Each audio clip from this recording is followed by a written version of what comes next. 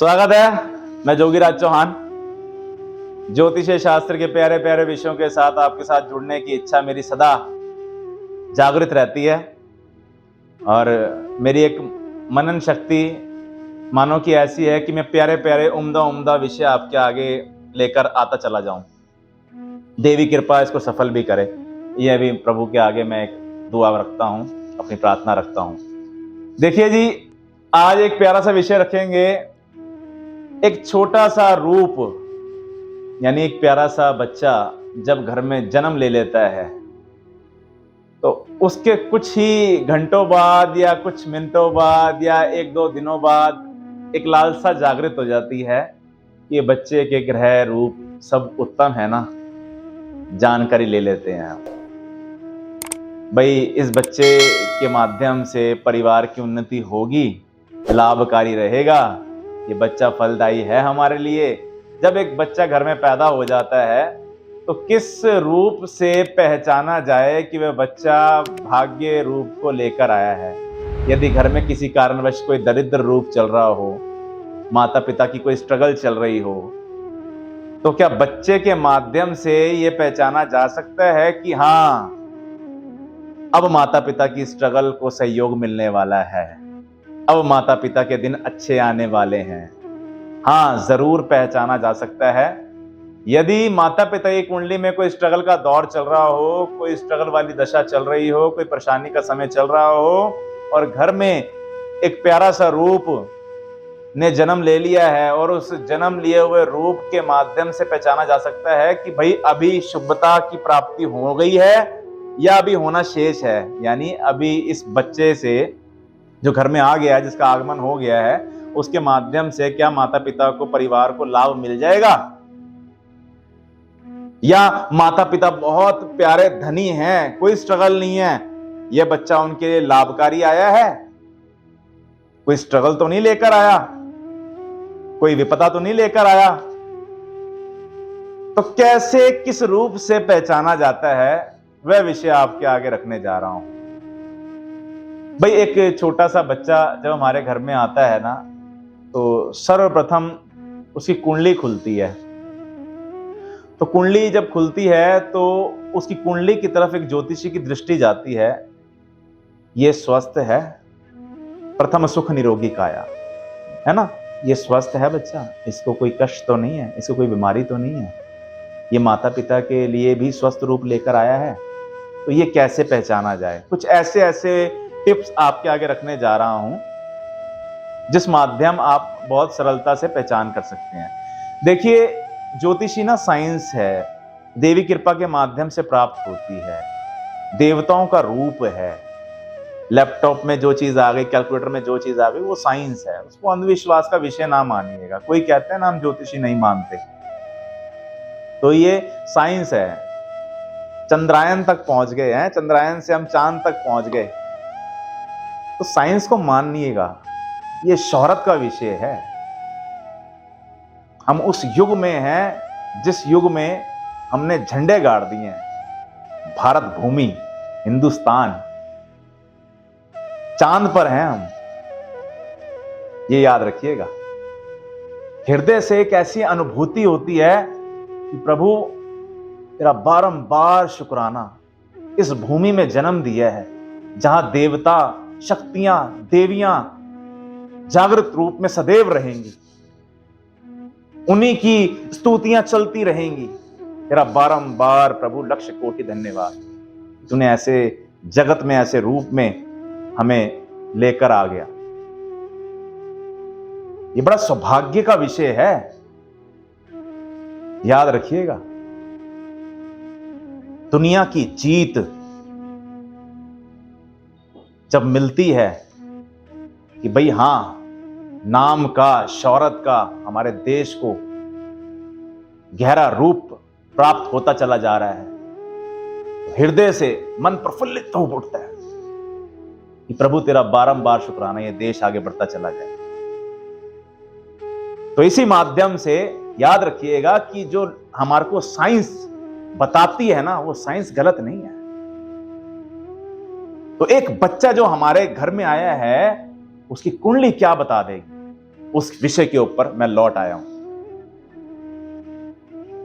यदि बच्चे की कुंडली में सूर्य की अवस्था बहुत उत्तम हो, चंद्रमा की अवस्था उत्तम हो, बच्चा किस पाए में पैदा हुआ है, भाई पूछते हैं ना, पाया इसका शुभ है, तो चंद्रमा की अवस्था उत्तम हो, सूर्य की अवस्था उत्तम हो, निरोगी काया उसको प्राप्त हो गई है, घर में खुशियां लेकर आया है वो, पहली पहचान कर लीजिए। पाया कौन सा है भाई? तो प्रथम श्रेष्ठ पाया ताम्र पाया, तांबे का पाया श्रेष्ठ माना गया है। यानी तांबे का पाया है, इसका अर्थ है कि उसके ग्रह उसको बल दे रहे हैं, उसे ऊर्जा दे रहे हैं, उसे बनने की शक्ति दे रहे हैं, वो अपने जीवन में कुछ कर लेगा। मात्र पाए से पहचानी जाती है बातें कि भाई कौन सा पैर है इसका, इस पैर में जन्म लिया है। भाई पैर ही अशुभ हो गया तो जीवन अशुभ हो गया, थंब रूल है। तो कौन से पाए में जन्म लिया है?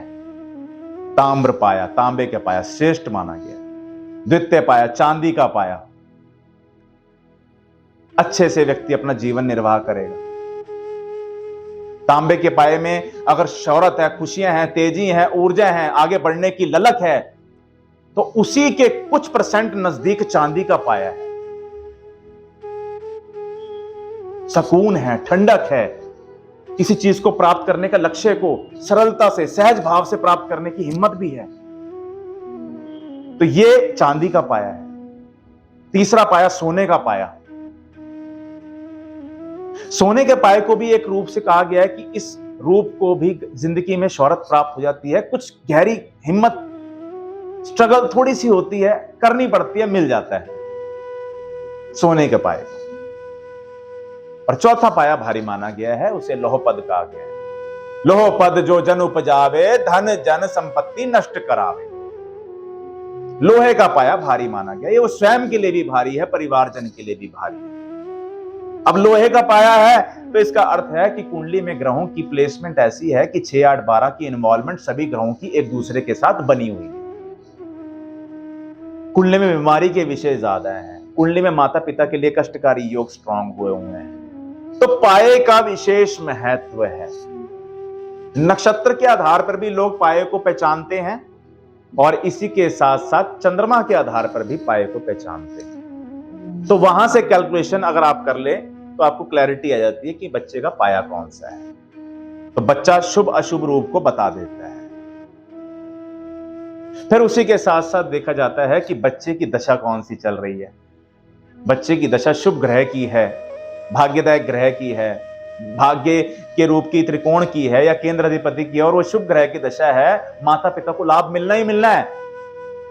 बच्चा पहले वर्ष से लेकर 8वें वर्ष तक, मतलब कि मात्र 8 साल के अंतराल में ही माता पिता को प्रॉपर्टी, शौहरत, कमाई दे ही देता है। ये उसकी शुभता है,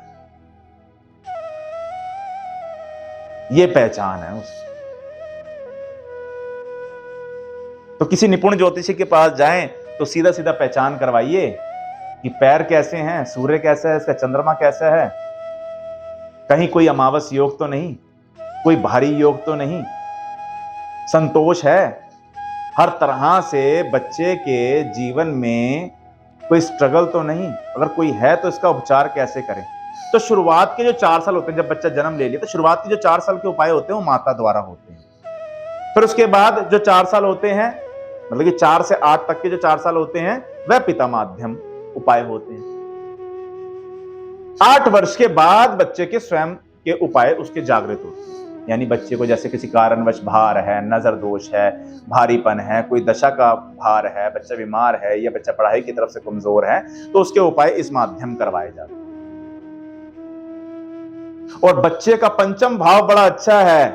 पंचम भाव में बुध या बृहस्पति की कोई दृष्टि है या विराजमान है तो बच्चा ज्ञानी, विज्ञानी, हास्यप्रद, बात करने वाला, छोटी उम्र में बहुत अच्छी अच्छी बातें, बहुत अच्छे अच्छे संस्कार को ग्रहण करने वाला बन जाता है। लगन में बृहस्पति की दृष्टि हो, पंचम भाव में हो, त्रिकोण अधिपति हो, तो ये समझ लो ये बच्चे में छोटी उम्र से ही ना पूर्व जन्म के कर्म जागृत हो गए और ये बच्चा बनता चला जा रहा है। ऐसे रूप को पहचानने के तरीके हैं।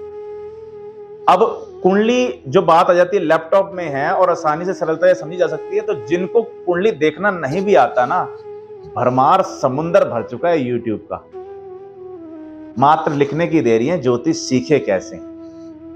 और बेसिक आप कुछ मिनटों में पहचान कर पाएंगे कि ये भाव कौन से हैं, ये घर कौन से हैं, सूर्य कैसे है, कैसा ठीक होगा, कैसे बुरा है, तो पहचान हो जाती है। इतना मुश्किल विषय भी नहीं है। जिसको तलब होती है ना, वो क्या कुछ प्राप्त कर लेता है, क्या कुछ प्राप्त कर लेता है।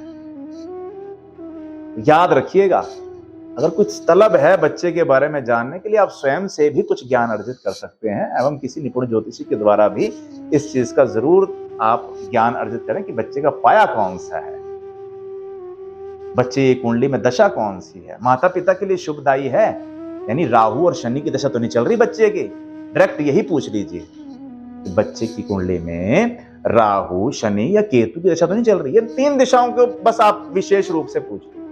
अगर चल रही है तो उसका उपचार करेगी मां, शुरुआती 4 साल उसका उपचार करेगी दान पुण्य के माध्यम से।